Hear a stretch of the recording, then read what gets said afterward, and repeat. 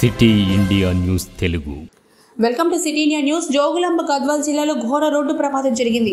శుక్రవారం అర్ధరాత్రి దాటిన తర్వాత హైదరాబాద్ నుంచి చిత్తూరు వెళ్తున్న ఓ ప్రైవేటు ట్రావెల్స్ బస్సు 44వ జాతీయ రహదారిపై ఎర్రవల్లి చౌరస్తా సమీపంలో అదుపు తప్పి బోల్తా పడింది. దీంతో బస్సులో మంటలు చెలరేగాయి. ఈ ప్రమాదంలో ఓ మహిళ సజీవ దహనమైంది. మంటల్లో చిక్కుకొని మరో 12 మంది తీవ్రంగా గాయపడ్డారు. సమాచారం అందుకున్న పోలీసులు, అగ్నిమాపక సిబ్బంది సంఘటనా స్థలానికి చేరుకున్నారు. స్థానికులతో కలిసి సహాయక చర్యలు చేపట్టారు. గాయపడిన వారిని కర్నూలు ప్రభుత్వ దవాఖానాకు తరలించారు. బస్సు మియాపూర్ నుంచి చిత్తూరు వెళ్తోందని చెప్పారు. ప్రమాద సమయంలో బస్సులో 32 మంది ఉన్నారని తెలిపారు. డ్రైవర్ నిద్రమత్తు వల్లే ఈ ఘటన జరిగినట్లుగా ప్రాథమికంగా నిర్ధారించారు.